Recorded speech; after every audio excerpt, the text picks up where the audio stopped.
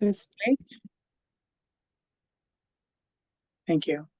Okay, welcome to our council meeting for the Early Literacy Curriculum Council. We call the meeting to order on July 16th at 4:02. So if we could please take attendance. Megan Dixon, Present. Carrie Flitz, Present. Itel Galindo, she is not here today. Joe Garza,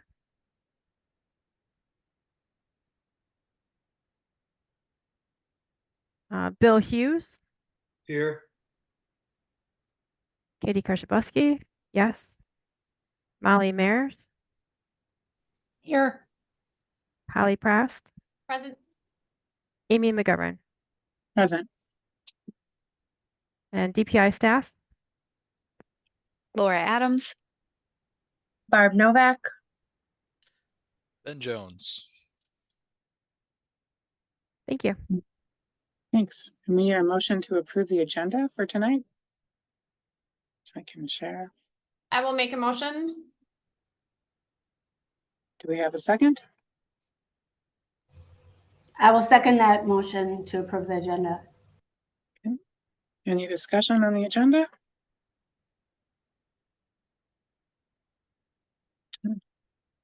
All those in favor say yes and type yes. Yes. Yes. Yes. Yes. Any opposed? Yes.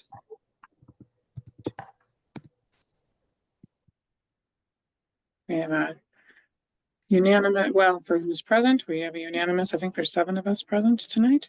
7, correct. Yep. Okay.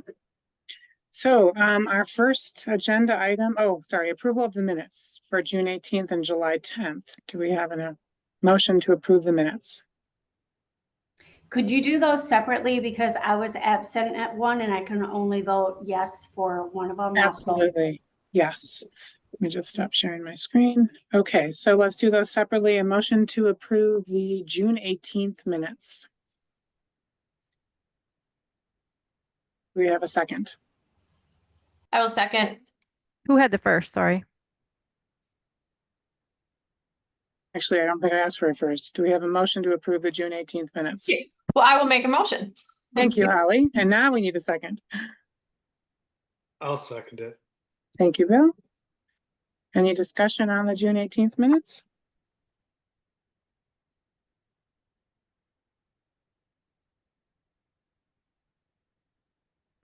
All those in favor to approve the minutes, say yes and type yes for June 18th. Yes. Yes. Yes. Yes. Yes. That's my chat.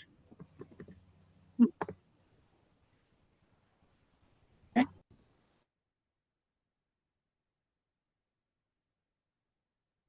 So we have 6 yeses and 1 abstain. Okay. And then we need a motion to approve the minutes for July 10th, our emergency meeting. I will make a motion to approve the minutes from July. Thank you, 10th. Carrie. I can second that. Thank you, Holly. Any discussion on the minutes for July 10th?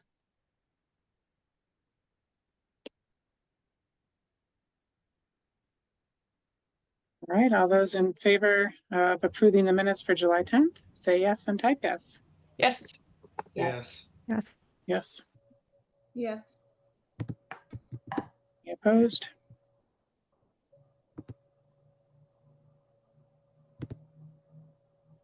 Okay, I think it's 7 yeses and 2 absent.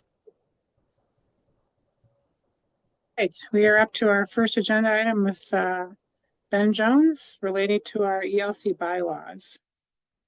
Ben, I'll turn it to you. Thanks. Hi, everybody, and nice to be back. It's been a while, and I've got to say, since I've been gone, you all are crushing the parliamentary procedure routine. So well done with that.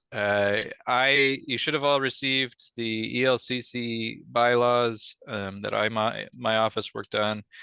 We gave you a final version, a version with the couple of addendums that we attached, which come from DOJ, those compliance guides, and a comparison document to show the red lines.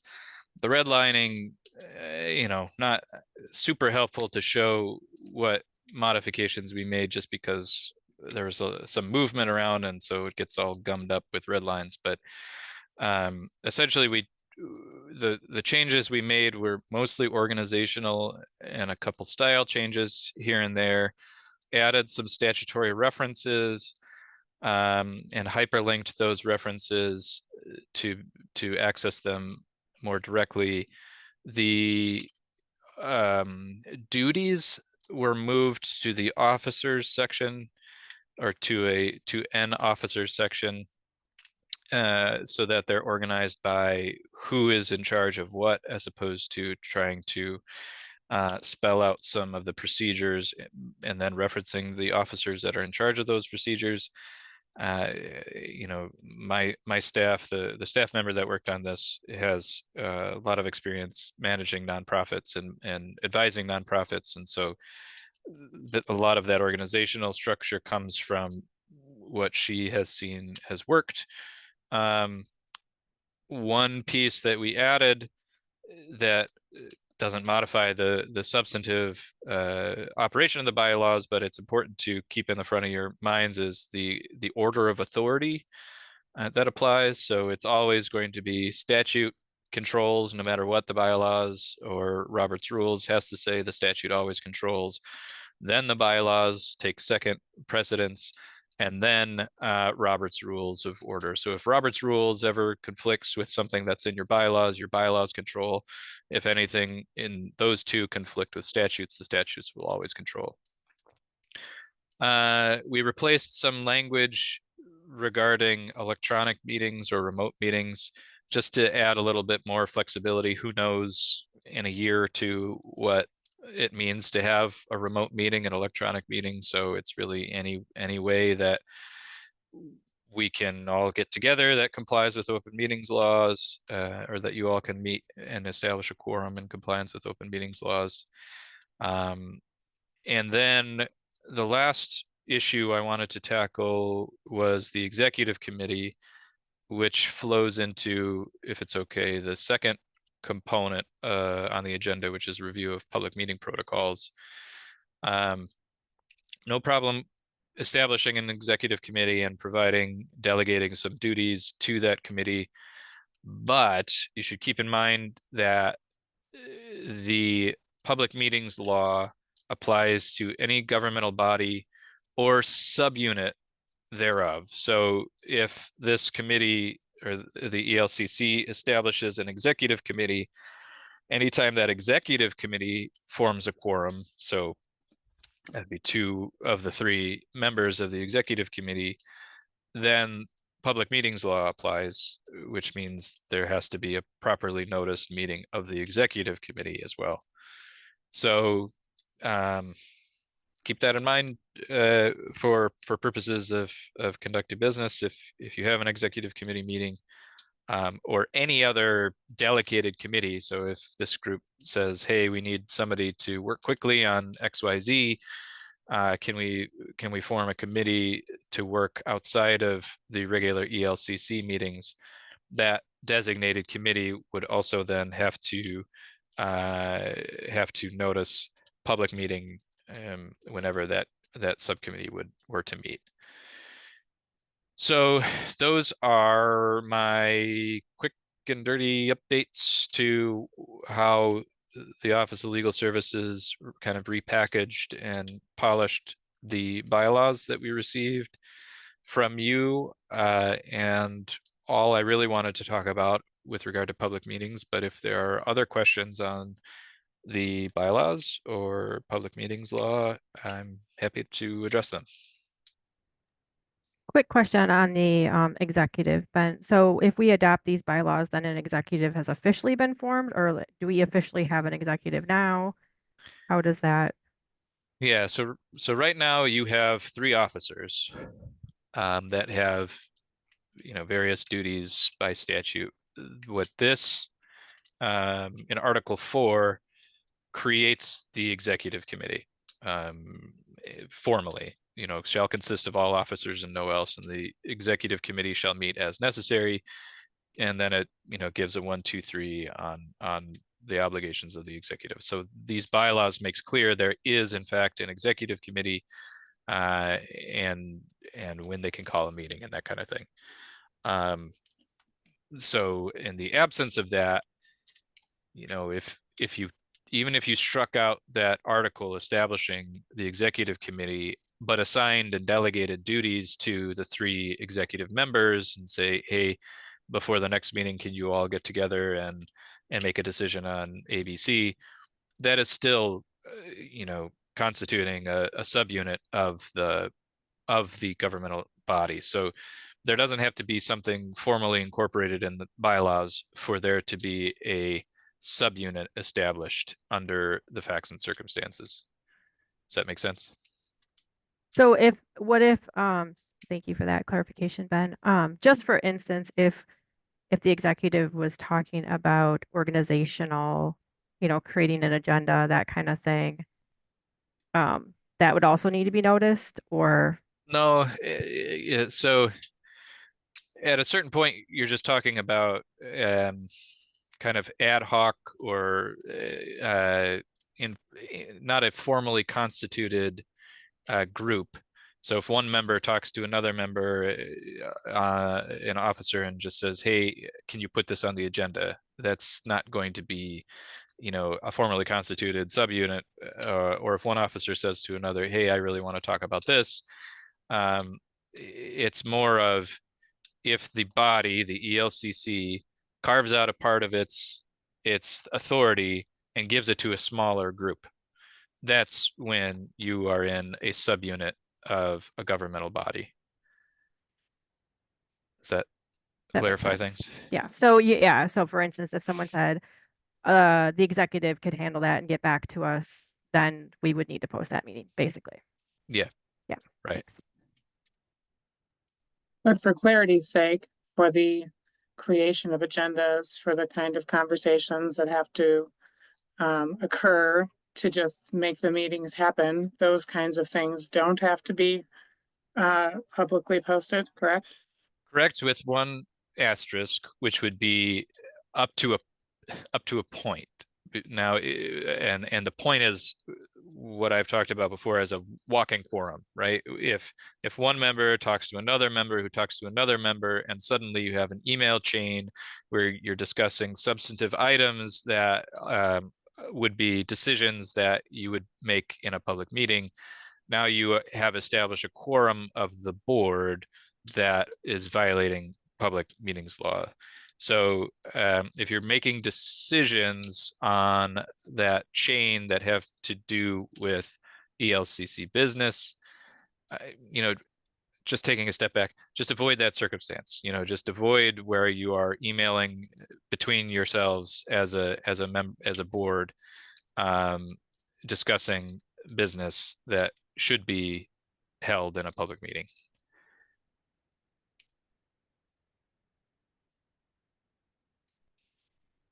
My other question related to the bylaws, technically, this is our annual meeting because it's the first official meeting in July. Last week was an emergency meeting. To my knowledge, we have not yet received the official notification of the 3 appointees for DPI if they are being re-upped. So is that Barb? I see you nodding your head. Or if there's any changes. So we are not able to take a vote unless we know which members are going to be. We don't have that on the agenda either to elect officers or, re-elect officers and so forth. So I'm just wondering how that factors into the current bylaws or the scenario, if we need to be concerned about that tonight. Well, these bylaws haven't been adopted. Okay. They would need to be adopted by the council, and maybe it would make sense to wait until those 3 members are in place to both adopt the bylaws and then subsequently hold elections for the new officers. And then hopefully moving forward, that would become more routine as these, as the staggered terms become more routine. Do the bylaws only allow for membership changes once per year? The changes to the appointed folks who's actually Oh. on the board. So I'm that's all sorry. controlled. That's controlled I by meant- statute. Who's on the council? Yeah, no, that's not something that the bylaws can establish. Yep. That's controlled by statute. So when statute, then bylaws, then with the bylaws, the only interaction I think between the bylaws and statute would be when the election of officers takes place, which is the default is kind of the January meeting. But because this is going to be a school year aligned board, then the first meeting of the school year would be in July. And so that's when ELCC in these bylaws had determined that the officers would be elected. And so again, I would say let's understand what the current school year's composition is going to be. After that's established, vote on the bylaws, and then hold elections for the upcoming year. And I But- know, Ben, you asked to be early in the meeting because you had something else that you needed to get to. So I have one other question. As I was reading through, I think there was one thing that I would like to maybe add. So if we'd like to make changes, then we should give your office a revised draft, and then you'll revise it and send it back. Sure. Do we have any updates? Yeah, with the clarification that I don't have authority to adopt these, right? I mean, I'm giving you advice and consultation, but yeah, if there's a change, we'll take a look at it and just give a thumbs up from a legal perspective, and then it would be up to you all to adopt the final version. Yeah, I suppose if something wasn't in there, then we could always refer to Robert's rules then if there's procedures in that. Yeah. Okay. In the articles themselves, there's reference to Robert's rules. So Article 5 talks about parliamentary procedures are Robert's rules, the latest edition. So that's kind of, anything that's not directed by the bylaws is governed by Robert's rules. Is what that article is meant to say. I really appreciate all the work your office did. I was really happy to see the results and all the hyperlinks you had put in, and it was very clearly laid out and written and organized in a really nice manner. So I appreciate the time that your team took. Sure. And hopefully the 2 compliance guides being right there in the bylaws will be useful for you all too.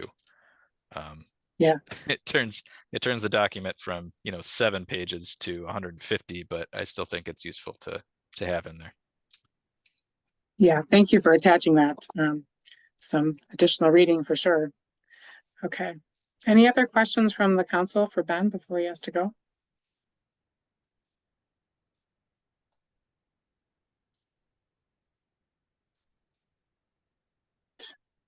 Okay, thank you. Thank you, Ben. Thanks, Ben. All right, moving on in our agenda, we have our other DPI update related to Act 20, and there are 4 items on the agenda. I'll just reshare the screen so our audience can see what that looks like. Barb, and Laura, this is on you too to give us the latest on the universal screener, the diagnostic, the readiness plans, and any information related to the SERI training and the deadline to complete that training and so forth. So thank you for this.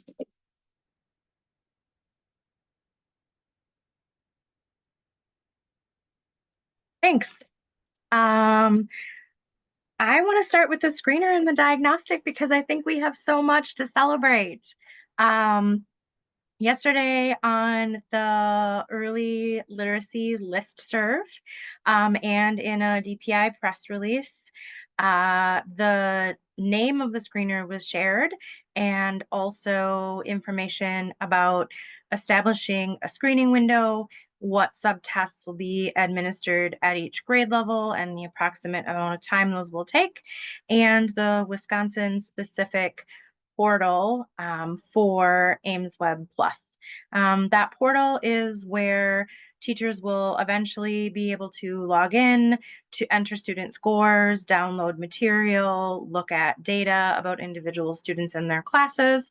It's also where schools and districts will be able to look at their data, excuse me, look at their data either for their entire school or for their entire school district. You probably have already noticed when you visited the site that there is not yet training material available.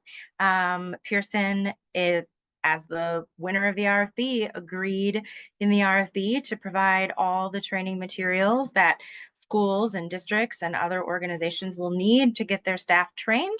And that's going to be populated on that Wisconsin specific page in the coming weeks.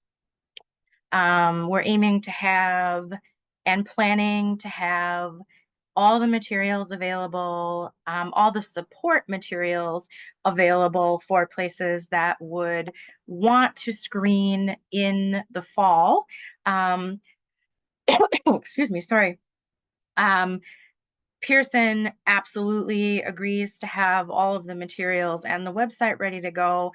So all the technical things will be there, as well as the support pieces from DPI, like a sample parent notification letter, a sample family history survey, although that relates more to the diagnostic assessment, and the personal reading plan template and the district literacy remediation plan template, which I'll talk a little bit more about in just a second. Barb, are you saying you're going to put that all on that Pearson link? Nope, we'll put the stuff okay. that, yeah, thanks for Okay. asking that.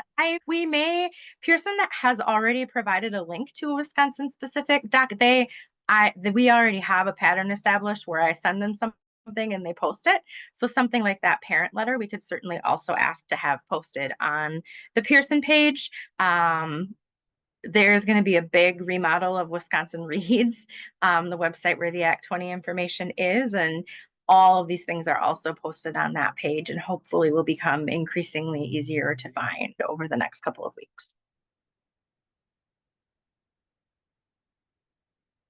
What questions would you like to ask about the screener? I have a question. Hi, Barb.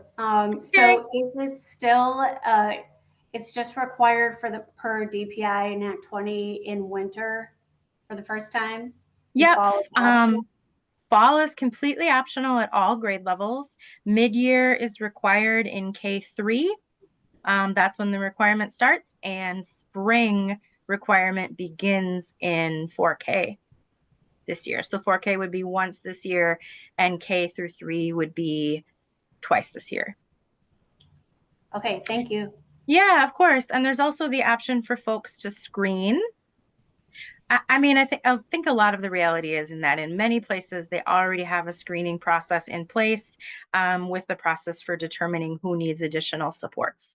But in the fall, they could certainly choose to screen with the state provided screener and not yet meet the requirements for the personal reading plan and the district literacy remediation plan. So they could sort of do a graduated implementation, if that makes sense. That does make sense. I just signed up for the listserv when I clicked on something else, but I hadn't previously seen that communication. So that will be coming there, and then a new Wisconsin Reads page, you said? Yes. There's only been one message sent to the listserv so far, Okay. and it was yesterday about screening. All right, thank you. Yep. I think it's also important just to, I put this in the chat, but I think it's important to just also give a voice to the reminder that only public school districts and independent charter schools are required to take that screener. Schools that are participating in the Wisconsin Choice Program and private schools are not required to take the Act 20 reading screener. That's what the statute says. And so those schools will not have access to the screener at no cost. Those schools certainly could choose to administer that reading screener, but they would need to pay for it themselves. It would not be provided to them.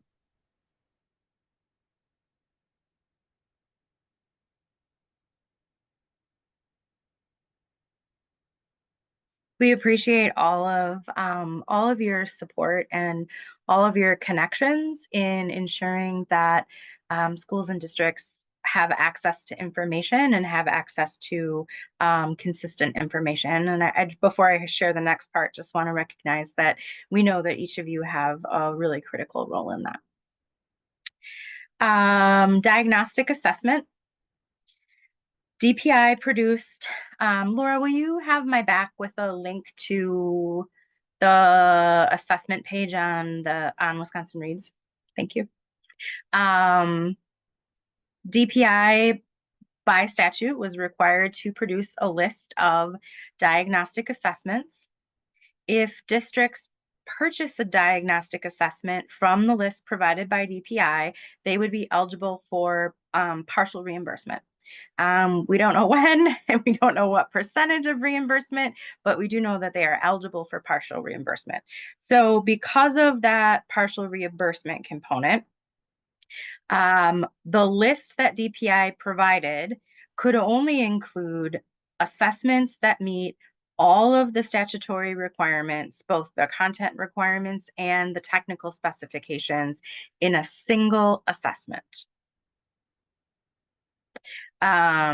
So for example, a really high quality assessment that digs deep into phonological awareness and tells a teacher and a school exactly what an individual kid needs for phonological awareness does not appear on the list because it only assesses one of the required areas. So we are working with we recognize that this results in a diagnostic assessment list that doesn't have tools on it that really let places really dig into the information they need to write those goals for the personal reading plan to move an individual kid forward quickly and effectively. So we are working on additional guidance about what it looks like to create a really robust local system for diagnostic assessment. That would include several different assessments for each of the areas, including assessments that meet the technical requirements and other kinds of assessments that also give us valid information, as well as a continuum of assessments with different administration requirements and different time requirements. Like the most intense phonological awareness assessment might be administered one-on-one between a school psychologist and a student and take 45 minutes to administer. So what are the local decision rules around which kids need an assessment of that intensity and which kids we might be able to use a different sort of assessment for, so that systems are really intentionally making those matches. Barb, I have a question. Yeah, thanks, Katie. I'm just kind of surprised that DPI came to that conclusion, because it seemed that the intent of the law was to really streamline things and not have to double and triple test students. And if you're doing it that way and you don't have the information you need to provide the personal reading plan, then you're screening the students, you're doing a diagnostic, and then you're doing more assessments to write the personal reading plan. And that seems like a waste of resources, financial resources, time. I'm just curious if it was a flaw in some of the wording that led to that type of interpretation, or, what happened? Yeah, thanks for asking for that clarification, Katie. Districts don't have to use anything off of the DPI provided list. So that sort of, I think sort of that intermediary step that you were describing, where they might do the screening and then something from the list and then deeper diagnostic, that step of something from the list is not required. They are required to list in their district literacy remediation plan. They're required to list what diagnostic assessments they use. And that list does not have to include a tool from the DPI list. So they could go right from the screening into the area of diagnostics, areas of diagnostic that the screening deems to be the most appropriate for that individual child, and then use the data from those assessments to go to the personal reading plan, along with other data sources that they have about the child. Does that make sense? That Barb, does make sense. Thank you. Barb, that does make sense. Thank you for clarifying. Can we clarify that though in the on the webpage? Because Yeah. it almost seems like if I'm looking at it, that I'm required to do all of that. Yeah.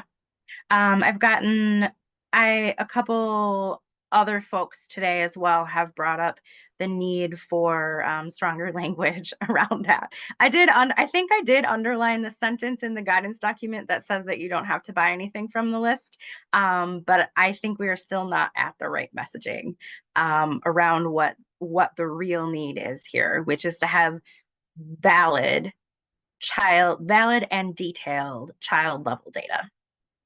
I mean, it might be helpful, Barb, to have some sort of a flow chart showing, Mm-hmm. district options, just like Mhm. something visual where you can glance at it, you could use this list or, Mhm. you could do a deep dive. Yeah, I appreciate the feedback. We're going to keep working on the messaging, and our CISAs are banding together to work on a list of diagnostic assessments that are about each area required in the law, so folks could use that to create their menu. And the next step after that will be the guidance around creating like really a strategic system within your school or district. There's also great resources from other states that include lists of assessments that meet the individual areas, that address the individual areas. And we can certainly DPI can link to all of those resources with the caveat that DPI has not reviewed them to ensure that they meet the technical specifications. So just stepping in to reiterate what Barb shared, the CISA leaders met this afternoon, and we are definitely literacy leaders. We're definitely wanting to create some guidance and some support, some clarity around other options related to the test that could be given for diagnostic purposes. And just to share too that DPI and was bound to the law, and the wording of the law kind of got in the way of what could have been a different list, if you will, because there really aren't single tests that are something like the Woodcock-Johnson, for example, that includes every one of those subtests. So that was a challenge as well, that I think created this outcome that we're seeing.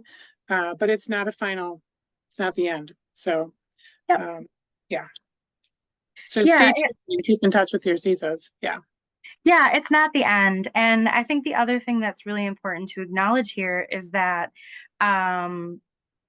we are productively coming together around the idea that it's not the end. DPI is trusting and relying on others to support the work. All of you in this room and others in other organizations are trusting that DPI is going to do right on this. We're not quite there yet, but we're going to do right on this. And I think that that trust and that open communication is really going to lead to something that's productive for schools. Yeah, and I think that's great. I mean, I like, first of all, that there's cooperation with the CISAs, because obviously that needs to happen. But quite honestly, Barb, I think with your new role and this new position available to us as school districts, we're going to be looking at you and your office as the gurus of literacy in the state, right? So it's a one-stop shop. I hate to put that burden on you, Barb, but it would, that's kind of the point here, is that we have this Office of Literacy now, and we've not had that before. So I like where it's all going, and I appreciate that it's going to take a little bit of time. Clarification, I like the flow chart piece that Katie mentioned, just so that as a district we can navigate. I like the fact that you're putting those resources out there, just again, clarifying that they haven't necessarily been vetted by you or your team, Barb, or even us as the ELCC. That's not our role. But I do like that you're being that resource for school districts, and just clarifying it as best you can as you move forward. Thank you, Joe. Thank you for your work on that. And Amy, thanks for clarifying CISA's support in that as well. Thank you. Appreciate that. Yeah, likewise. I wanted to add that I appreciate the email that you sent out to various, educators, curriculum directors, or whoever it may have been across the state, and appreciate that the feedback and the some of the diagnostic screeners that we already use have been accepted. So thank you very much for reaching out with that. You're welcome. You're welcome. That was Robin and Stacy, our DPI literacy consultants. So I want to be sure to give credit where credit is due. There's something else about the comms on that, but I think it has left my brain. I think the next thing on the updates are the templates that are coming from DPI. So we will have a completely free a template for the personal reading plan and a template for the district literacy.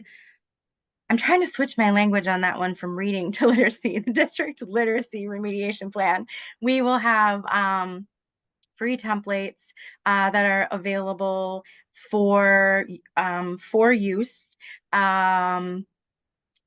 Those were created by DPI with rounds of feedback from various people throughout the state. The templates do include I think the best example is the personal reading plan. It does include everything that is required in the law, 100%. It also includes some things that we believe and that the stakeholders we worked with believe are really value added. For example, the first box on the first page is about student strengths. There is a place to indicate languages that the student speaks and languages that are spoken in the environment that the student is in. So those are the sorts of additions that are in the personal reading plan template, plus the things that are in the law. There'll be guidance that goes along with the template to make it really clear which parts are required and which parts we believe are value added. Barb, you said you spoke with stakeholders about this. Did you have any parent stakeholders? Because this will be going to parents. Yeah, also. That's a great question, Katie. I want to verify the answer to that. I can't imagine we didn't, as Stacy, one of our literacy consultants, is a family engagement scholar. But I will double check the answer on that and get back to you. And if you did, I'd like to know who was like which groups or who was asked to participate. Thanks. Yep, that all happened before I came on board. Yes, of course. Yep. Do you have an anticipated? Sorry. Nope, go ahead. Do you have an anticipated date of when those two templates will be released?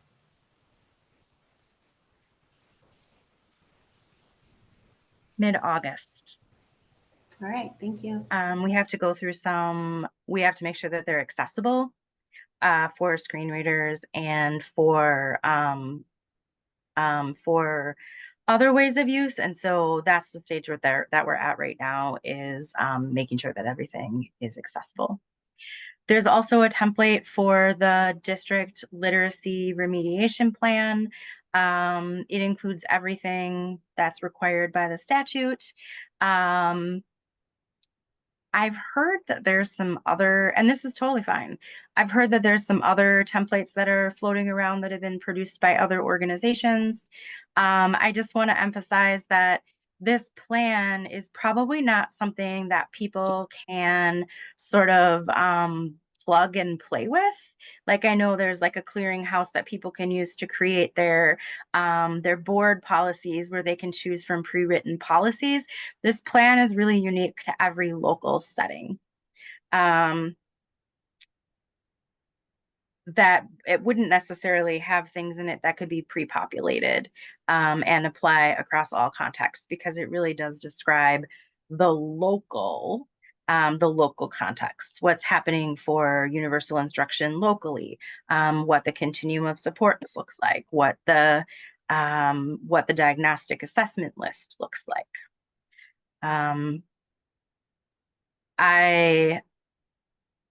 we'll have our template available, and folks are able to make informed decisions about whose template they want to use.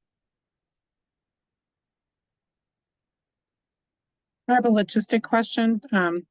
So similar to PALS, are you envisioning that when students transfer from district to district, that there's going to be a process where the state ID comes into place and DPI, like we're going to have that kind of rollover of kids that, okay.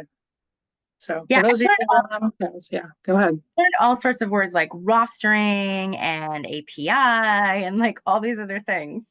DPI is going to actually load the student data into Ames Web Plus. There is no, like, for forward testing, schools and districts have to load in the modifications or accommodations per IEPs that, because of the way this assessment is administered, those would actually happen teacher to student. So there's no need to load those into the system. I just want us to remember that we're also talking about kids who are maybe just first entering public school in 4K. So I do think there might be some things that are rocky about that rostering in the fall administration of 4K particularly. But all of the student information part will be handled by DPI and not at the district level.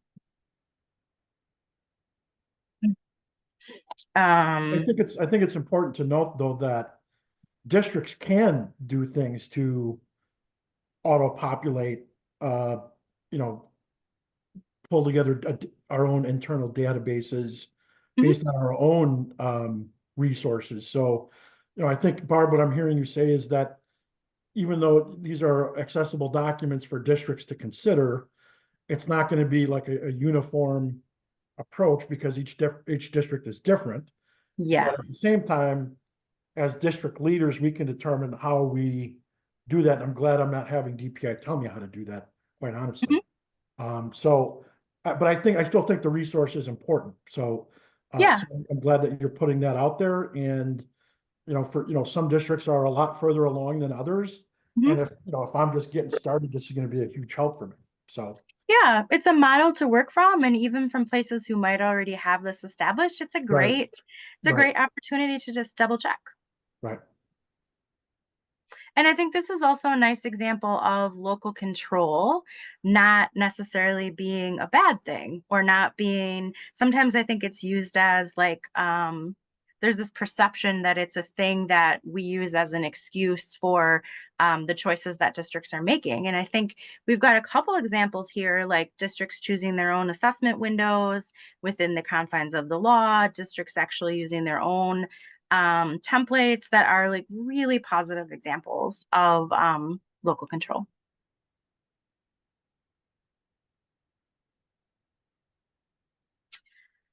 I will use the listserv to, the plan is to use the listserv for big information. So like something like the templates being available is definitely the level of information that would go out in a listserv communication. And that really is the fastest way for everyone to get the information. So we do encourage you to encourage all your friends and family to sign up for the listserv.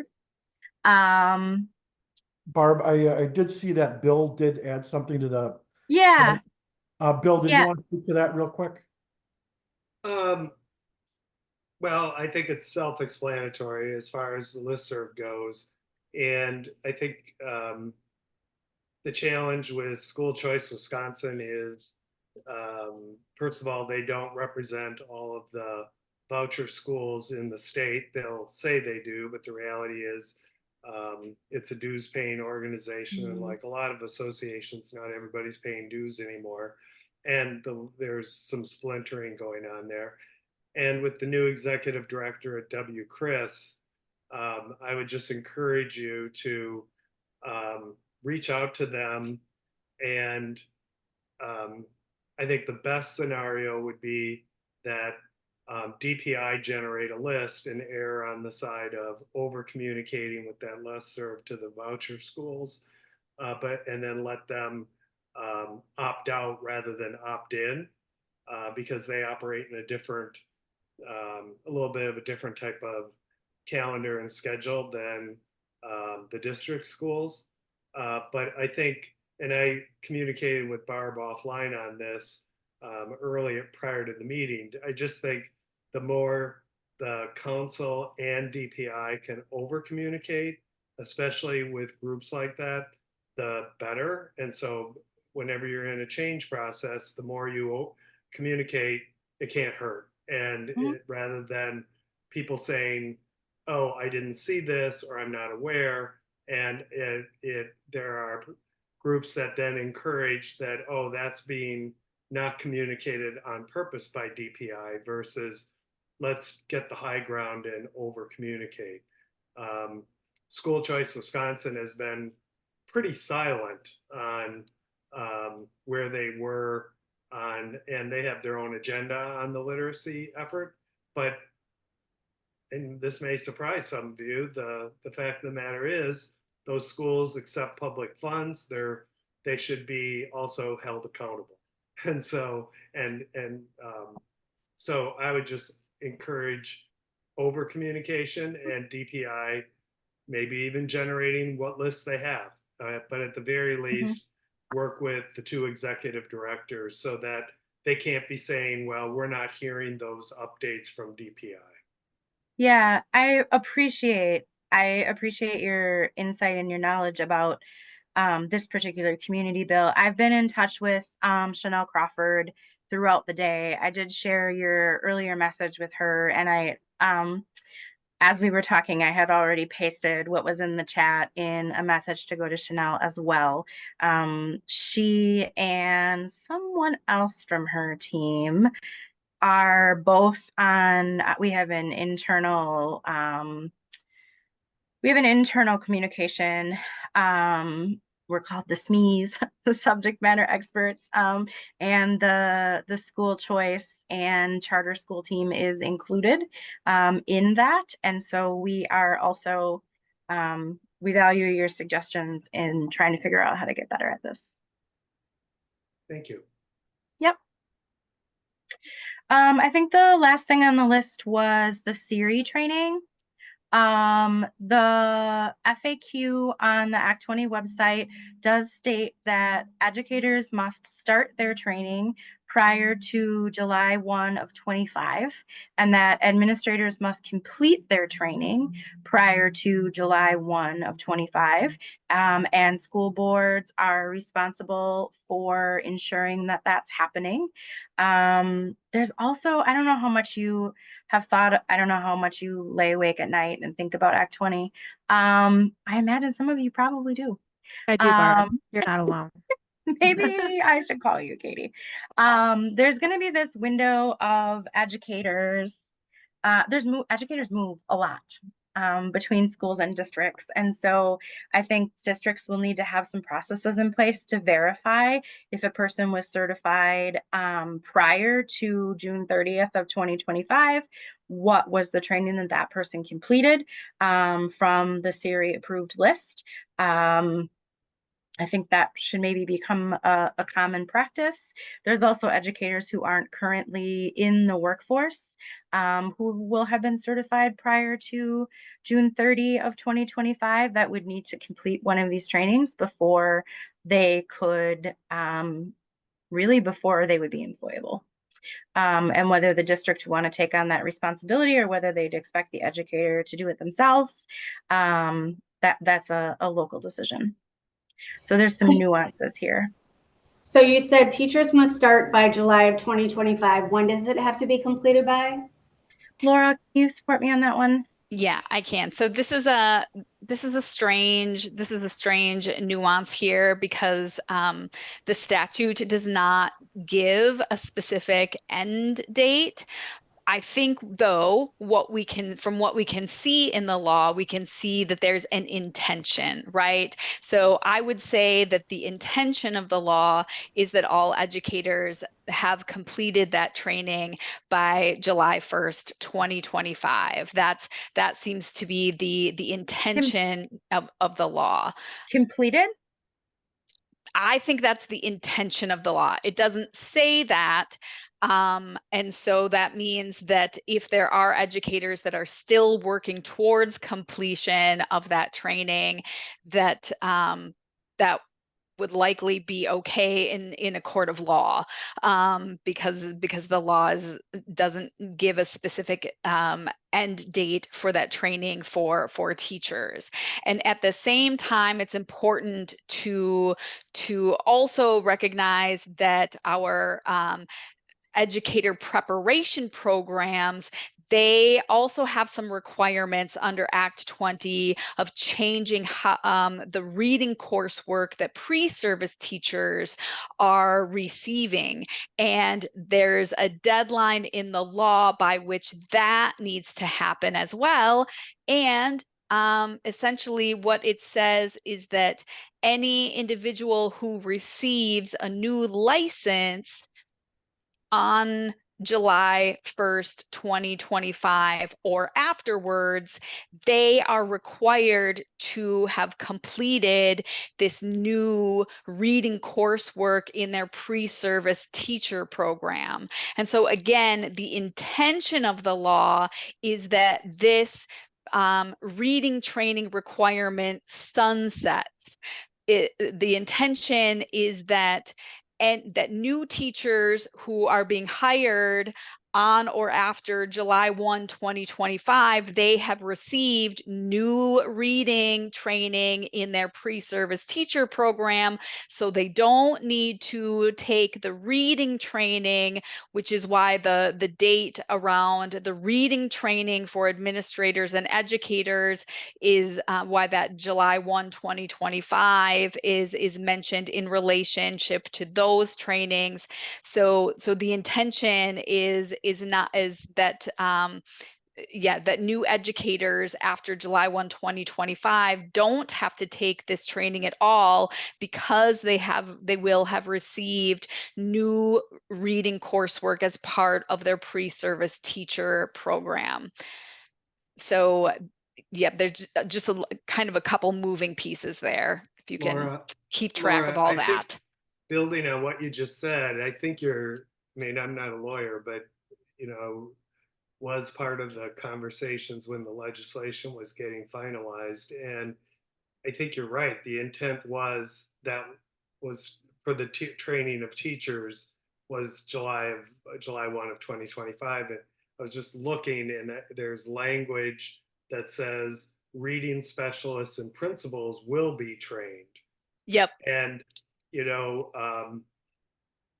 it's just, and obviously I agree with your interpretation of the intent of the law. So obviously, I think I won't speak for anybody else on the council, but I think that's a great idea.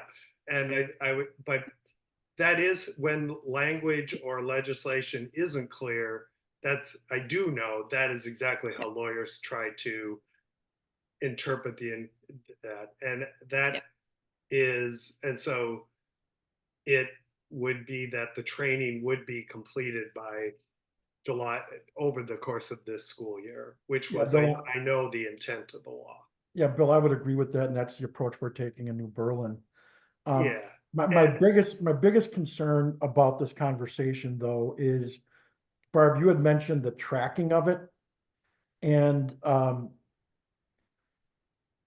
I do think that there could be a place for DPI to, so for example, I'm trying to think back. I think when I was an administrator, I had some sort of add-on that said I was trained in educator effectiveness or something related to that, and that was added. I had it too.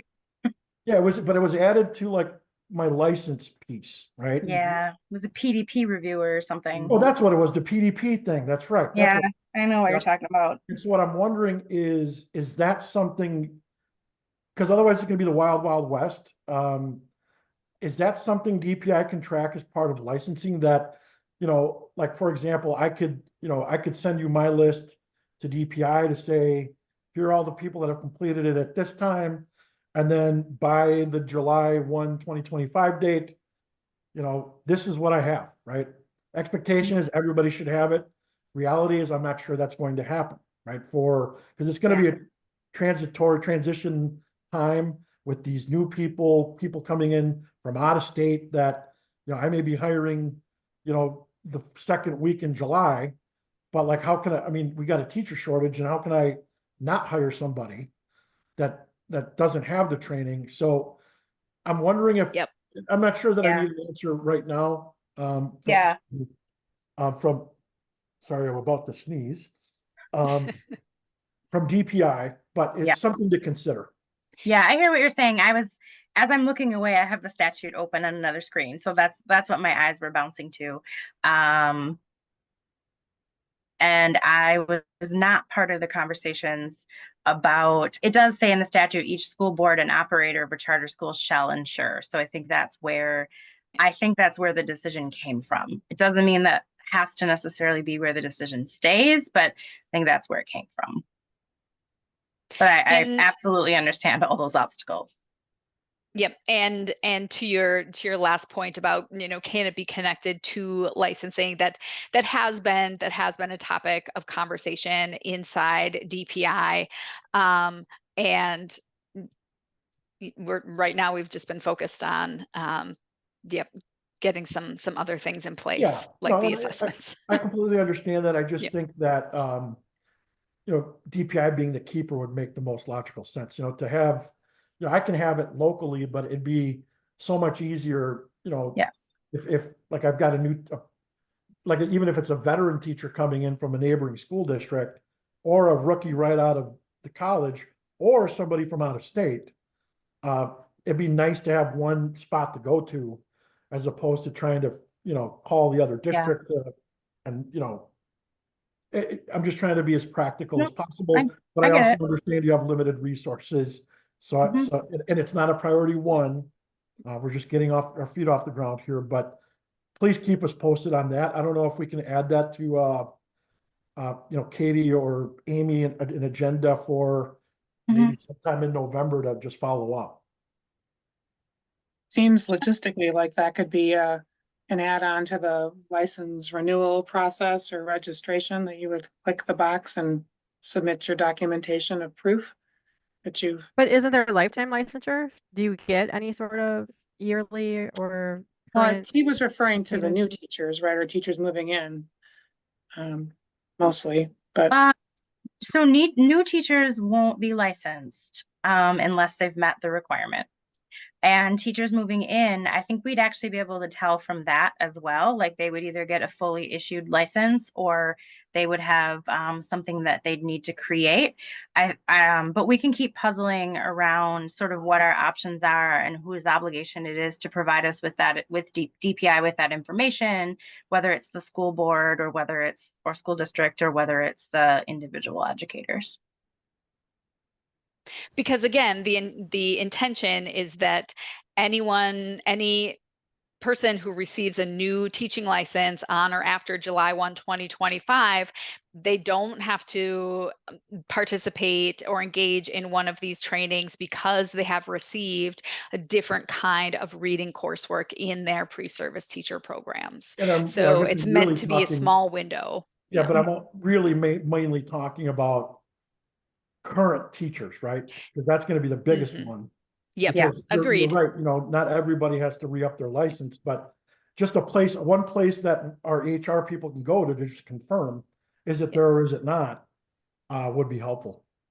Yeah, and they do have to submit.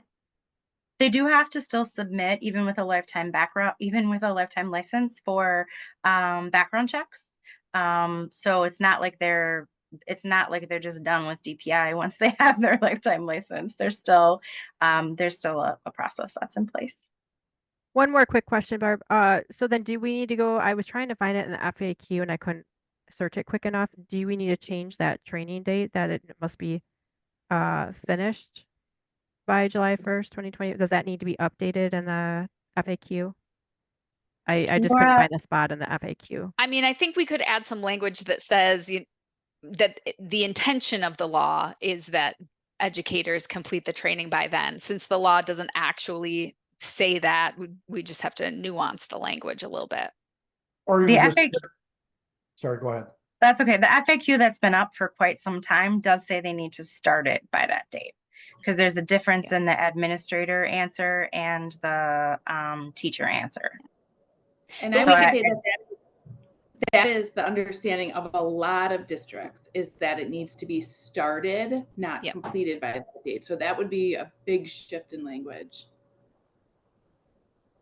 Yep. And again, I think we could rely on that, intention, the language around the intention of the law. And we know that the biggest, the biggest obstacle for districts, quite frankly, is the cost, right? It's costing, our largest school district in the state several $1 million. And that's a district that already has some budget issues.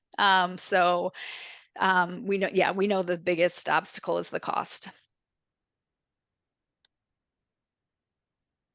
We also know that, it's the intention of both legislators and DPI to award some funds to districts to offset that training cost, but Joint Committee on Finance has not released the funds to DPI yet to enable us to do that.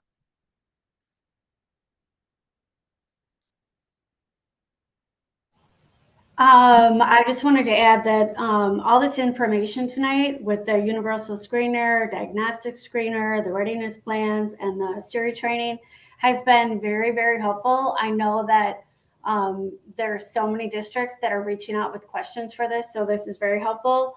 I also wanted to share that there's some really great trainings on that STERI approved list.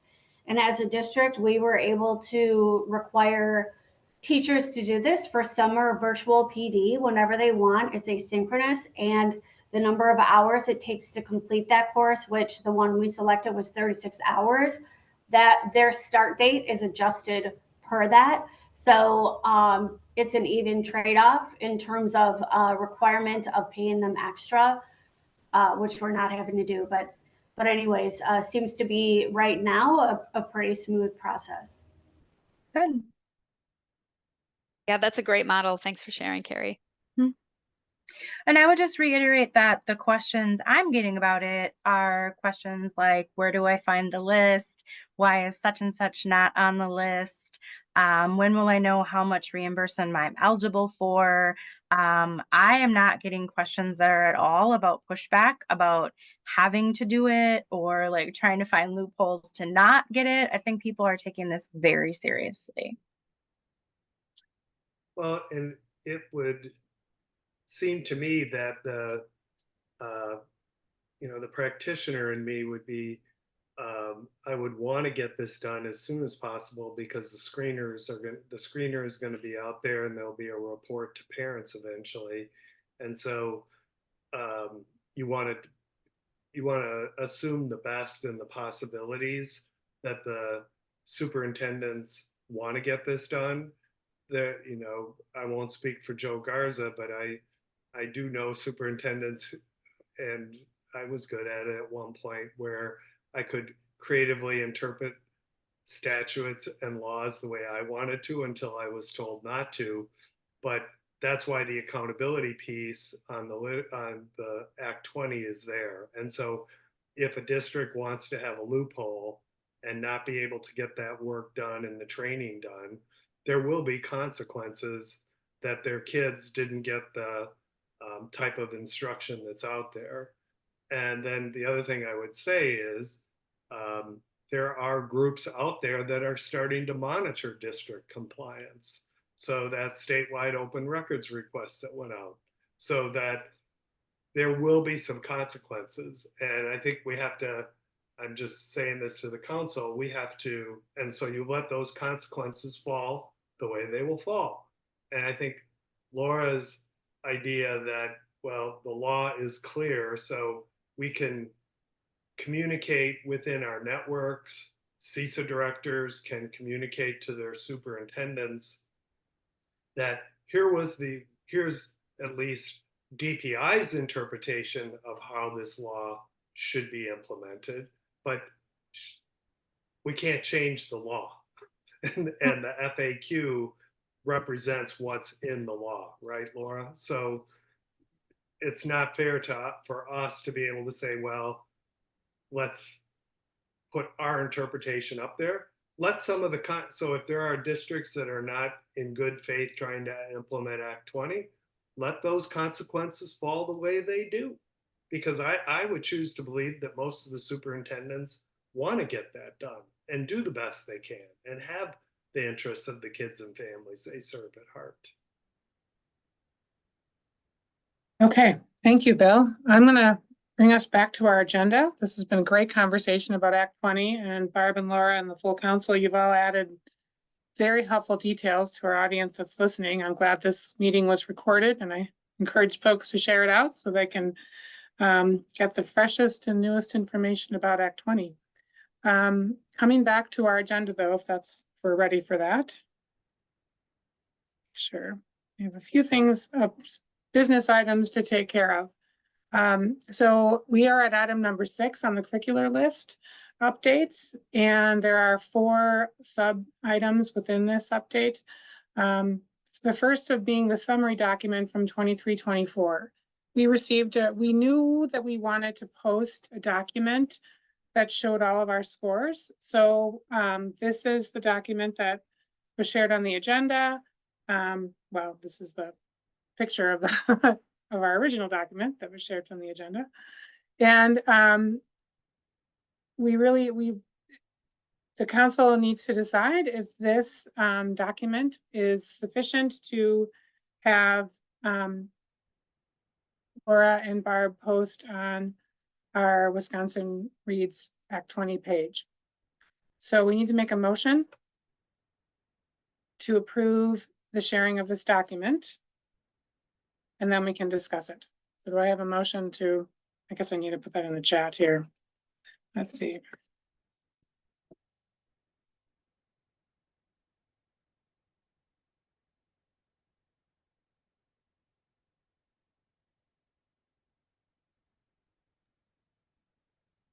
Amy, just a quick question. I can't see. Oh, you can't see? Well, I can't see the entire document. Really? So Let me. just give me 1 second. Sorry. Okay. Let me get back to the document. I couldn't see the length of the document, but I'm trying to move. Okay, so here we are. Okay, that makes sense. I posted it in the chat too, Joe, if you need No, access. I'm now able to see that this is.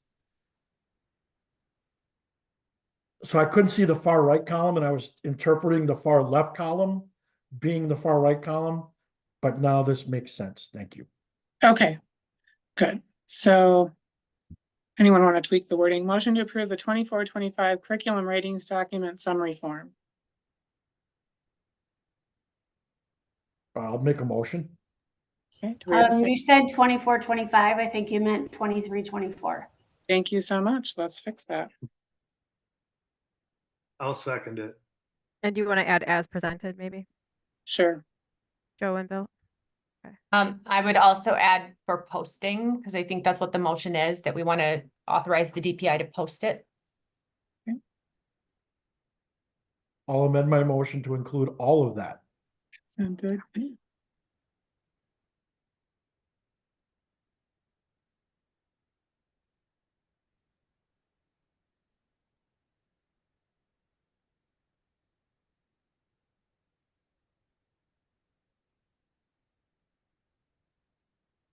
Were you typing it up, Amy, or did you want me Yeah, to? I did. Oh, you got it. Okay. Okay. There it is. I mean, Okay. something to consider is to maybe put an asterisk somewhere to denote that, well, maybe we don't need to do that because now we're going too far. But like, for example, our cutoff was 3.0. And then there's questions as to why we approved a 2.93, defer them back to that meeting or those meetings, which were all recorded, or just leave it as is. But That was a February 14th meeting. That's a good idea, Joe. well, because if you look at the far left, that's all approved, but then only 3 on the far right are green. You know what I'm saying? Yep. So, and then I believe there has been a question of why, and I don't want to have to rehash it all. We all discussed it as to why. It was in a public meeting. So something to consider, and I'm happy to amend my motion again to include that. And I'll trust Amy to come up with whatever needs to be included. Okay, well, let's see, do others feel that we should add a little bit of detail about bookworms and where folks could reference the conversation related to that? Why it's been approved but doesn't have the 3.0? Are there? Well, the other thing too is people may not even know that we had a 3.0 cutoff, but as I'm looking at this, if there's no That's fair. context, part of the context is that we did approve those 4. But again, if I'm looking at that what I can see is purple or like a dark pinkish on the far left, and then you look at the far right Yep. column. You're correct. We could add the summary document that was written that explains that as a hyperlink that's already been shared with the public. That's an option.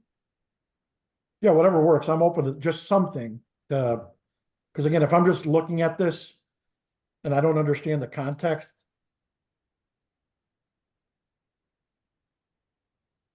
Do others want to chime in on that? I was going to ask for a little bit of context. So like, I imagine putting it on the website with like a paragraph or perhaps a sentence with some dot points that explains what it is and is not, and then a link to the document. I could also link to other things like the summary document that Amy mentioned. Yeah, Barb, I think that would be great. I mean, I didn't realize we were going to do that. I'm sure you were, to kind of liven it up a little bit. So even if you do it there, where somewhere works. So if you're going to do it that way, I'm good with that, Barb. We don't have to muddy up this document any more than we have to. I think we do need context, and that's a good suggestion. So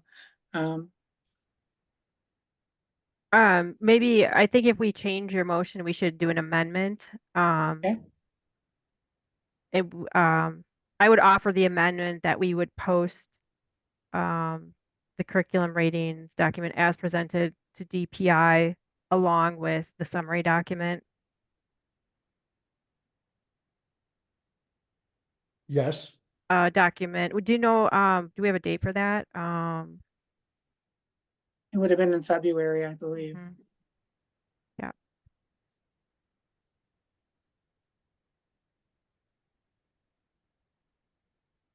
Are you writing that up, Katie?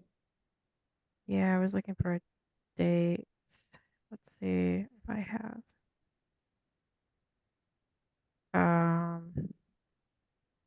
Looks like February 21st. Oh, it was February 15th is the date. Okay.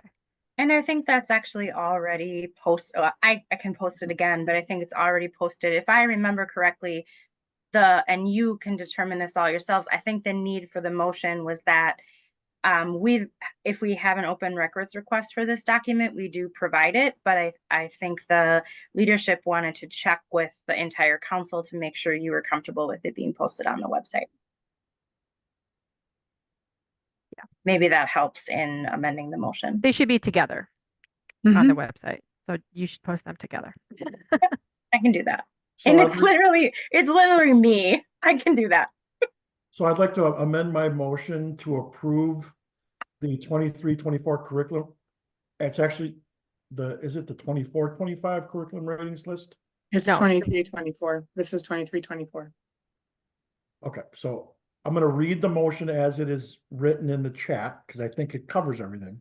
Yep. I want to amend my motion to approve the 2023-2024 curriculum ratings document as presented for DPI along with the summary document dated February 15, 2024 to post on the Act 20 website.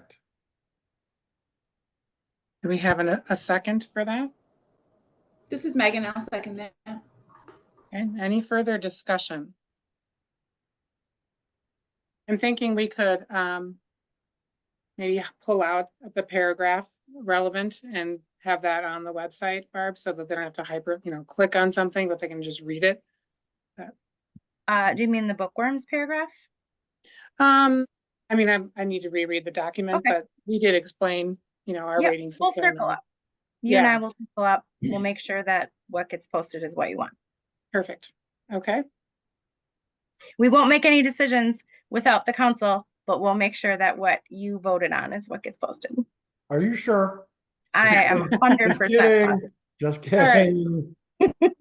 So with that said, what we'll do is let's vote on this motion first of all. So all those in favor say yes. Yes. Type yes. Yes. Yes. Yes. Yes. Opposed, type no, say no.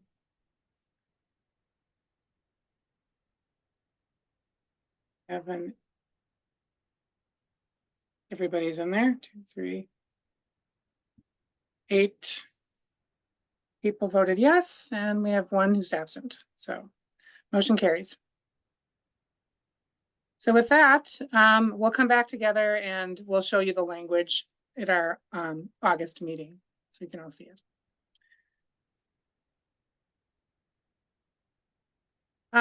Next item on the agenda was to discuss the timeline. So we had 3 companies meet our July 1st deadline. Lavinia, Great Minds, which was Wit and Wisdom with Amira, and then Houghton Mifflin Harcourt. And so these are the 3 that we're going to be reviewing this year. My suggestion for the timeline would be that we begin the process now and try to work through the 2 that were submitted first, which is Lavinia and Great Minds, and then start the Houghton Mifflin one on September 12th. It's my first suggestion. We'll talk about that in just a moment, but I want to give you all the information first. So we have these 3 resources, and Holly and I were discussing a new organization, if you will, of how to help us. And we talked about this at our meeting in July. I'm sorry, when we met together in the summer for our in-person meeting. We talked about making the process a little more helpful for us all and identifying members who might choose to adopt a portion of the rubric to become an expert on for the programs that we're looking at. Now, keep in mind, we all have to review the full curriculum, but if there was somebody who said, I'm really going to dive in and understand how background knowledge is built so that if somebody has a question about background knowledge, we can turn to that person and say, so-and-so, give us the scoop on background knowledge. So I don't know if we need a motion for this or not, but I just want to see what folks think about this idea. And if we're receptive, Holly, if I've missed anything, please chime in, but I think it would be useful for us to have a process in which we are thinking through the curriculum and then identifying someone to be an expert in a certain section of that curriculum. What I would add to that is I felt frustrated the last time we were reviewing because so often I would go in to find something and couldn't. And I know other people could find those things. And so it'd be nice if we had a way to share with one another to say, like, and I'll use HMH as an example because I started reviewing that one already. And right now, HMH gives us, they did an excellent job on their rubric. I'm not digging on them at all, but they give us access to module 1 in kindergarten, and then there are hyperlinked examples in their rubric that if you go through their rubric, you can access other ones, other modules, but there are, gosh, I want to say there's several modules and we only have access to 1. I don't remember exactly how many. I know in first grade that I had written that there were 15, I think.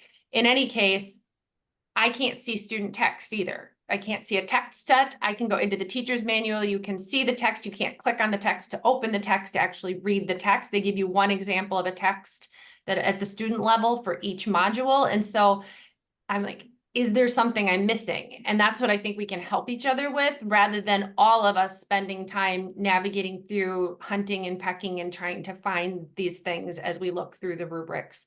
So that was part of what my hope was with that we could support each other this time instead of just doing it all on our own.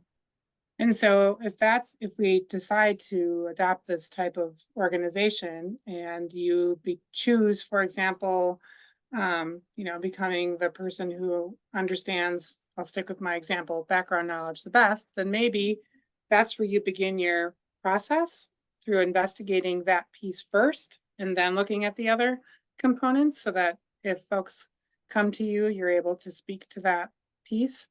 Of course, that's not required. It's just open for consideration. And I know it doesn't always work that way.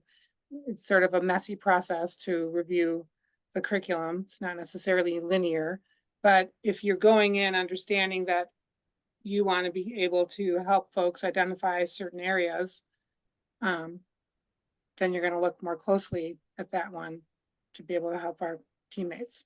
Amy, I sorry, would go just ahead. like to caution everybody that if we designate certain people to do this, we may end up creating a subgroup, especially if we vote on designating people to be experts in an area. So that would definitely be a caution. I think maybe we could have something like a working document where people could post links if they were looking for something. I don't know. I'm just trying to figure out a way of not creating an open meetings issue. If we didn't actually meet and you just did it on your own, you wouldn't have an open meetings issue.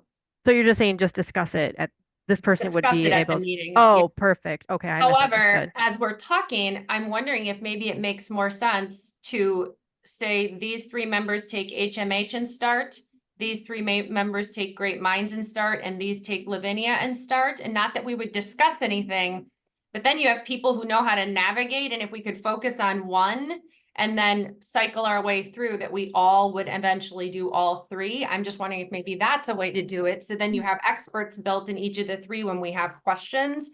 Things like, where do you find evidence of student text? I can't find that anywhere. Can someone help me? I think that's a great suggestion, Holly. Sorry, my lighting's all weird. And then it could alleviate problems too, because if the publisher did need to provide us other things or they need to tell us how to find things, that's really important. And we would need that information fairly soon, you know, as opposed to waiting to later. So if we had different people delving in different curriculums, we could see if there's an issue. So are you suggesting, that's an interesting way to approach it, so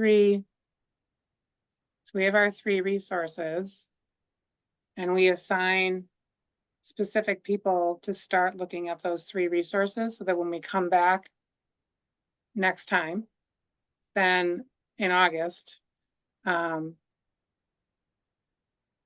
I think the topic of conversation is, what did you struggle to find? What, like Katie said, what might we need from publishers that we don't have? Or what are tips and tricks that you found as you're looking at this curriculum in finding things? Because okay, I look at it and go, I need a teacher text that I can search pretty easily. I need a program guide, I need a scope and sequence, and I need to see student text sets. Like those things I think I learned in the last round, those are all really, really important core things to look at. And like just looking at HMH, you don't have access to all the modules. Is that important? Do we want access to all the modules? So then I could bring that information back to say, okay, here's a question I have about HMH, and then maybe we could discuss it as a group.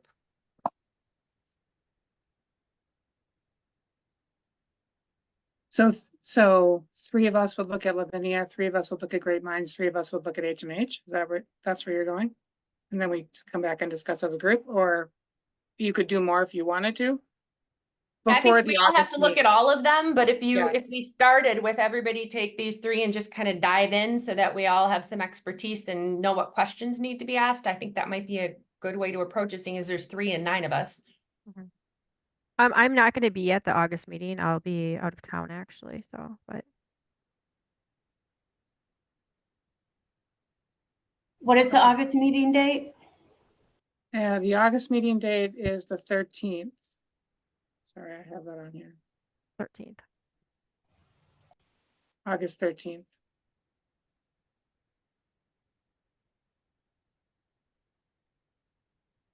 So I guess I'm struggling with just having 3 of us look at a single program versus looking at more than one, but It sounds like it sort of creates 3 people who are expert in navigating that particular program. It sounds like that's the goal, more so than rating it or yep. understanding it. Just that navigation piece. I can see how that's tough because they're each so different. Are we gonna have And enough? it sounds like Holly's suggestion is then that at your August meeting, you're not sharing anything about the content or the rating or how you would rate those 3 curricula. Instead, at least one person who reviewed that particular curriculum is just going to offer kind of words of advice to the rest of the council. Here's what I think would be helpful to you when you review this curriculum. Thank you for And saying that so succinctly. That is exactly what I'm saying, along with if we feel there are gaps that the publisher needs to fill in.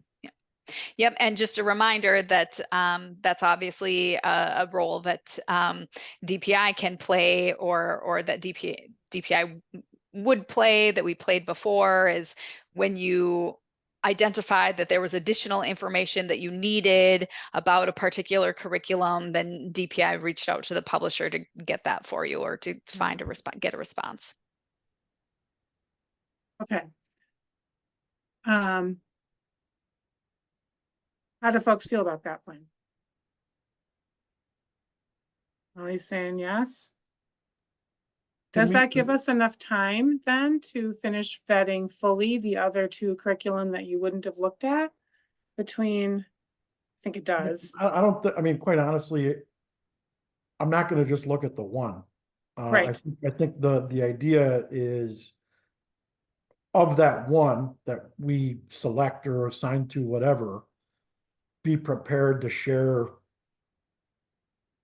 everything that Holly's mentioned about tips and tricks, like, and I mean, I guess the only thing that I would ask, and I hate to put, I mean, Holly, you guys obviously have talked about this, but like, I need something to work off of other than, like, I think you had mentioned, you know, your core 4 things that you were looking for.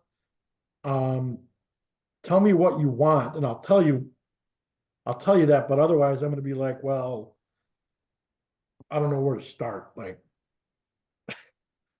because they are all different. They're all gonna be different, right? So at least just like okay, if you were assigned this or you volunteer to take that, consider sharing these types of things as far as, you know, what do you think we need? I thought I heard you say, Holly, maybe, you know, something that you feel the publisher didn't include that should be included.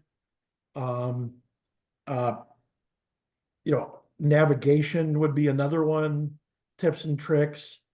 Yeah, again, I need something to go off of, otherwise it's gonna be just Joe Garza off the top of my mind, and it may not matter to any of you. So I would say the ones that are important based on our last round, navigation being like, how do I look at the teacher's manual, the guide to the we need to be able to look through and see the modules, see how it guides the teacher through the program.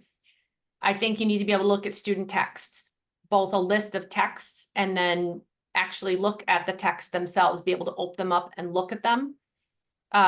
Program guide and a scope and sequence. Those kind of were the foundational ones. And please, anybody add on based on how you did your process. But to me, those told you a lot of information.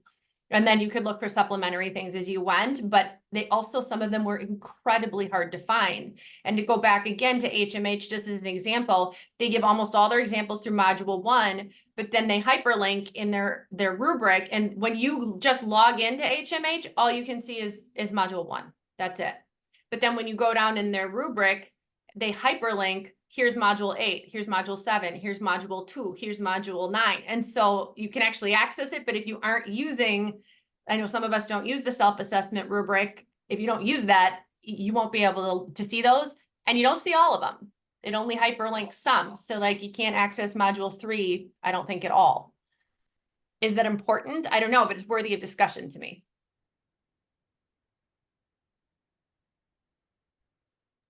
I don't know that anybody has said that they haven't used the self-assessment rubric. I mean, I think I did things more difficult when I was trying to navigate the site without looking at the rubric. So you're suggesting, especially for HMH, to to look at the rubric, right, Holly?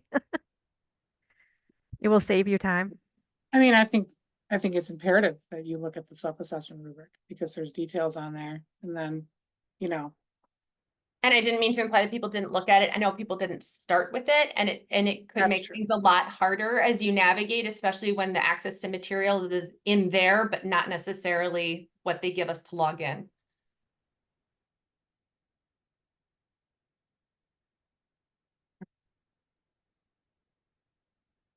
So I'm just taking notes on what was suggested I to mean, give more clarity. quite honestly, one of the things that I looked at first was the knowledge building and vocabulary piece. Now that worked for me. Because I thought that that easily determined which ones were in and which ones were out, in my own personal opinion. I don't know if that needs to be included in here or not, but again, that would be some of the advice that I would give. And again, I'm not suggesting that it needs to be here, but for me, that's where I started, because then it was, I don't know, it wasn't the only thing, but it was an important thing. Well, and we have 10 items on the assessment document has 10 items listed here. Of course, spelling isn't required by the state, but we included it. And the general background information was really just structural design things. Spelling is included, Amy. It's just included along with it's encoding and decoding listed in the Thank you. statute. Yes. I You just just wanna- called it out. it is included. It wasn't its own category in the list. Correct. Thank you for the clarification, the correction. Okay. I mean, I like kind of where we're at. I don't know that I need any more than what Holly just mentioned, because otherwise it's gonna get too long. This is good enough for me. I'm willing to volunteer for the Lavinia one. I haven't started looking at any of them, but I'll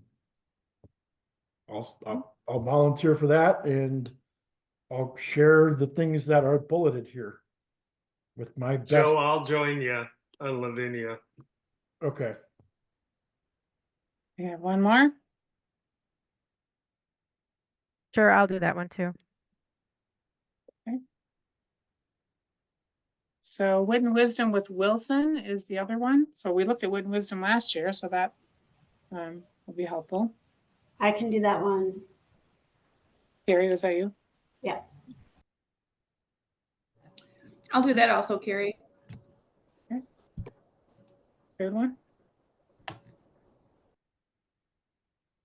I'd prefer HMH since I already started on it. Perhaps Excel can be put on Great Minds. Sure.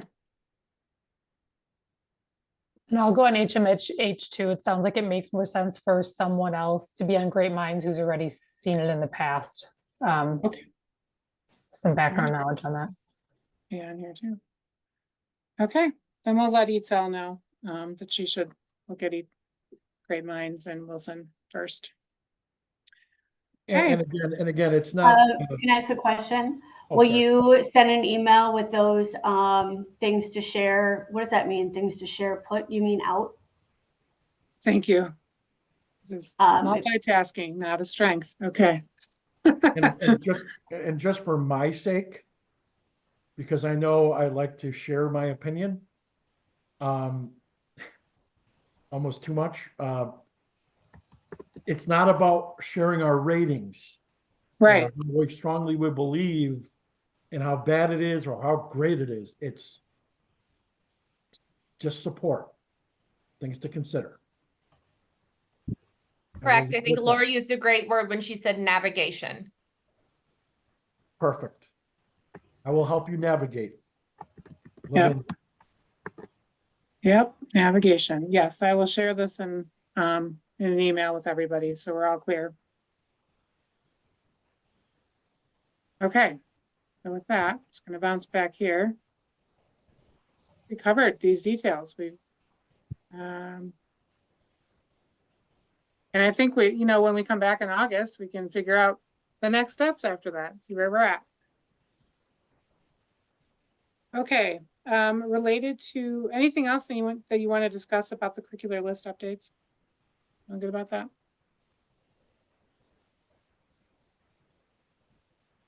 Regarding the bylaws, I'm going to ask that everybody read carefully the document if you haven't already. including that ginormous attachment that that Ben shared with us, so that we're all clear on those details. And then when we come back in August, by that point, I hope that we have clarity on the appointees from DPI and we can take action. And if you see things that need to be addressed in the bylaws, you can message myself or Katie or Holly, and feel free to include Ben if you've got a question on that. It's just important to be sure that these represent what we need them to represent. Okay. Any questions on that?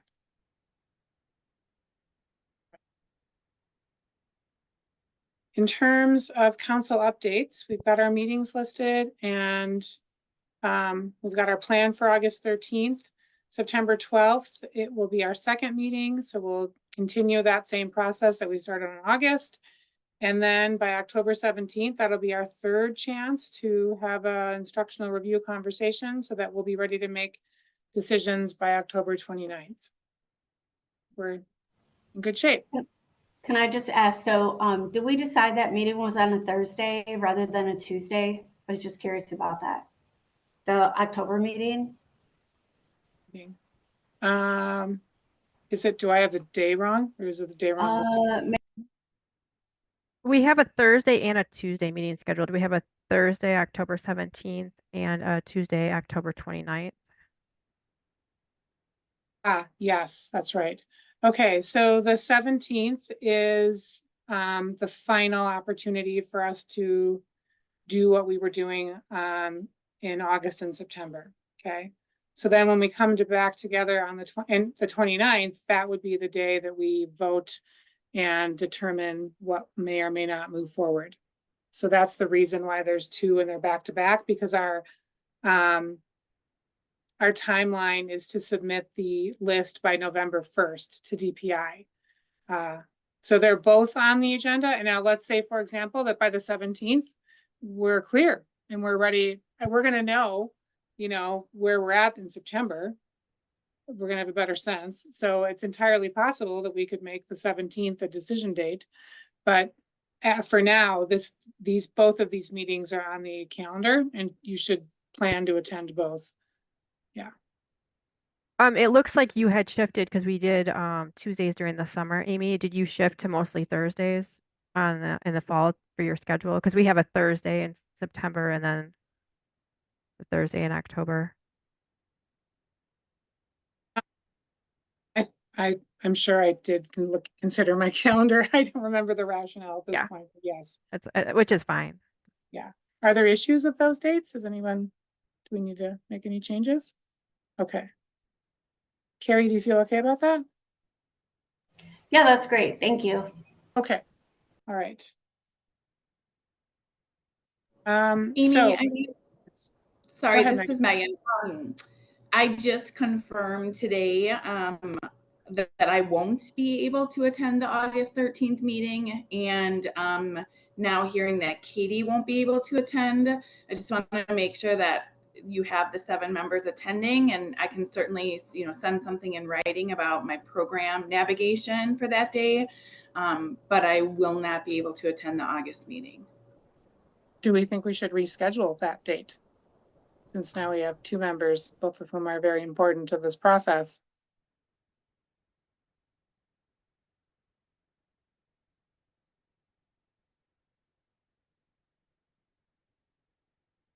Thoughts on that? Would we want to look at the Thursday of that week? The 15th? Let's see here.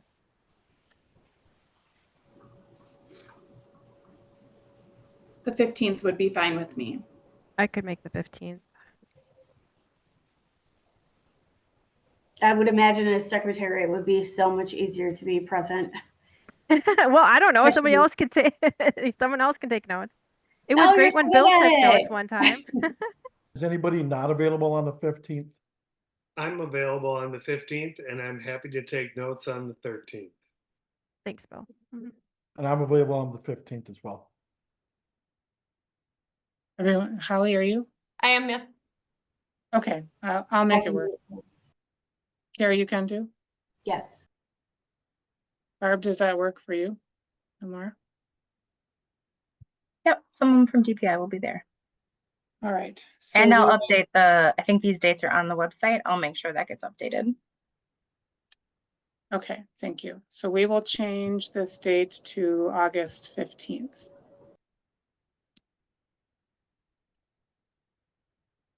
And, oopsies, right there. So agenda item for August 15th. I've listed just a few things I've already mentioned. Action item, oh, we will do the election for officers. So the other thing to pay attention to, I think this is in our guidelines as well. We do, because Molly is new to us and we're new to Molly. It's going to be useful for us to follow the protocol of sharing a 1-page or a 2-page short summary. If your resume works, you could share your resume so that we have a file with those pieces and we can all just read about each other and know the backgrounds. That will make it easier then to elect officers at the next meeting. So if you are in agreement with that, then I would ask for you to share a brief resume document with myself or Katie or Holly by August 5th. And then we'll No put problem. those in. Yes, Molly, go ahead. Well, that's good. Yeah, I'll Okay. make sure that gets sent over to you. And I'm suggesting that we all do it because we didn't do that the first time, and so that you can learn about us. But How exciting. I'm wondering how others feel about that, because I know we've all been working together for a year. I have a question. Is our full resume then part of public record? Yep.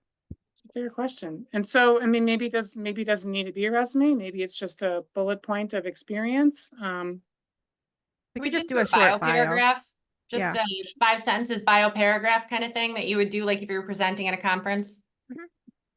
You That know, would that's work. what I was thinking, a bio, or alternatively, you could send your LinkedIn profile if it's current. Because everybody looks at that.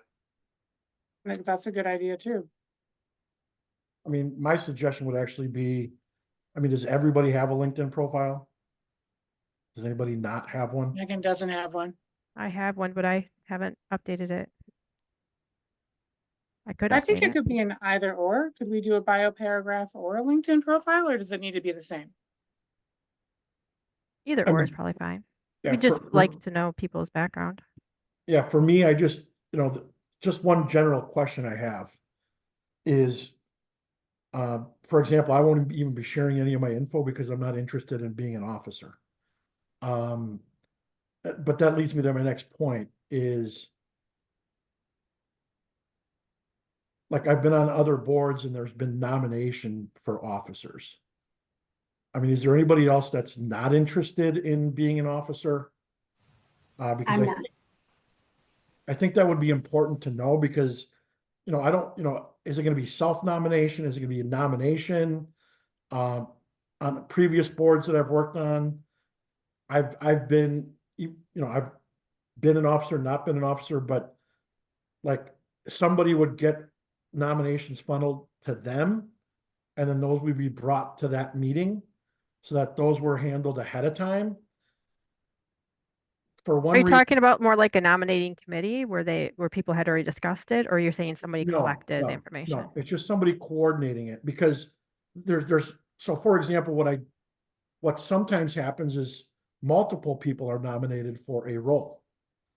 And in those cases, we would do a ballot vote, paper ballot vote. Well, we can't do that here.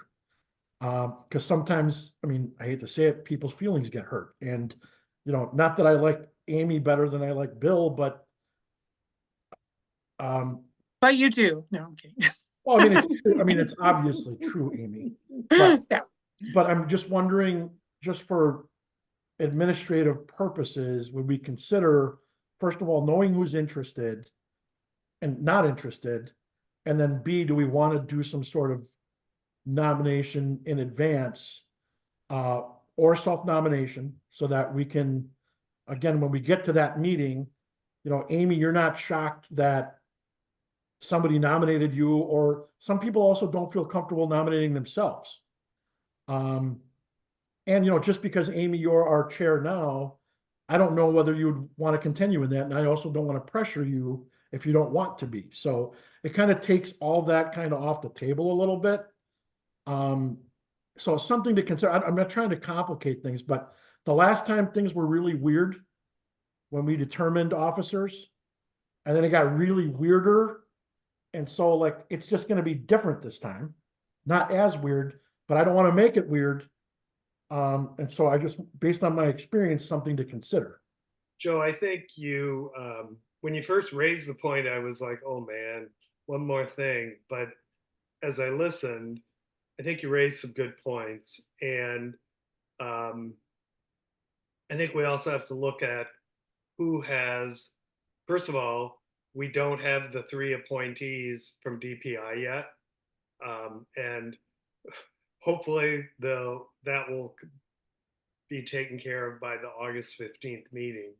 The second thing is, I do think it's good to ask people if they are not interested in serving in a leadership role, because then it encourages the remaining people. I'm with you. I am not interested, and I only accepted a 1-year term because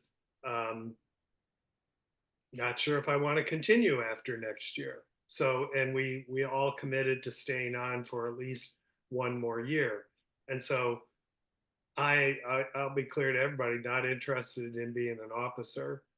I think the third thing is people's feelings do get hurt. They pretend like, oh, it's no big deal, but that's the kind of thing that does fester.